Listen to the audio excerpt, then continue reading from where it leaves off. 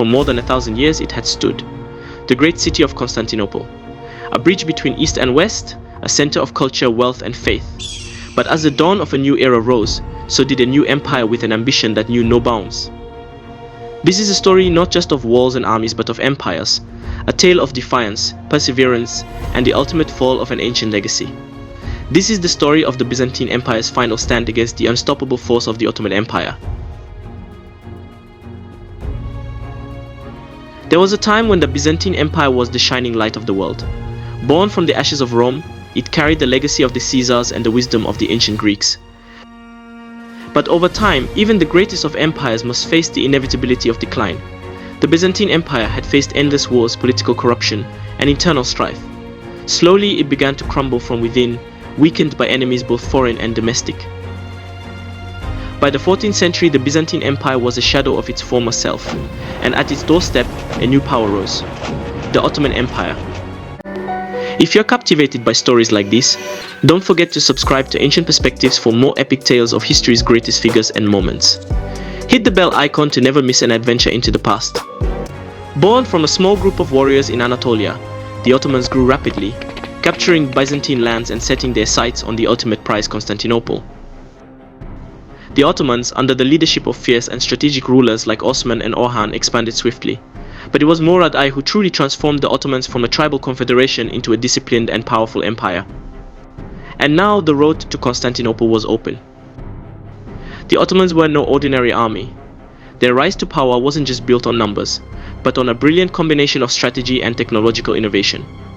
Under leaders like Sultan Murad and his successors, they developed one of the most feared military forces in the world. And with every victory, their hunger for conquest grew. The Ottomans mastered the art of siege warfare. Their use of heavy artillery, massive cannons capable of breaching even the strongest of walls was revolutionary. They weren't just building an empire, they were reshaping the very nature of warfare. And then came the man who would change everything: Mehmed II. Ambitious, brilliant, and determined to achieve what his ancestors could not, Mehmed was obsessed with one thing: taking Constantinople. Do check out the full documentary video I made about Sultan Mehmed the Conqueror. In 1453, Sultan Mehmed II brought an army of over 80,000 men to the gates of Constantinople. Inside the city, Emperor Constantine XI commanded fewer than 10,000 defenders. The odds were impossible, but Constantinople had faced sieges before and had always survived. The Byzantines had faced off against enemies far larger than themselves in the past. For centuries, their walls had held firm against invaders from every corner of the world. But this time, they were facing something different. Mehmed had brought with him something the walls had never seen. Mehmed's cannons were among the largest ever built. With each blast, they sent shockwaves through Constantinople's defenses, breaking apart walls that had stood for over 1,000 years. Inside the city, Emperor Constantine XI knew the end was near, but he refused to surrender. For him, this was more than just a battle for survival, it was a fight for the soul of Byzantium. Constantine understood that this was more than just a siege. It was the final chapter of a civilization that had lasted for over a millennium, and for the people of Constantinople, it was the end of their world. On the 29th of May, 1453, the final assault began. Ottoman forces breached the walls after weeks of relentless bombardment. The defenders fought bravely, but they were overwhelmed. Inside the Hagia Sophia, citizens gathered in prayer, clinging to hope in the face of certain doom. But the city had fallen, the Ottomans poured in, and the last remnants of the Byzantine Empire crumbled. But even as Constantinople fell, its legacy endured. The city would rise again, reborn as Istanbul, the heart of a new empire.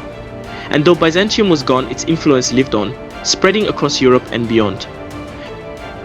Byzantine scholars fled to the west, bringing with them knowledge that would ignite the flames of the Renaissance.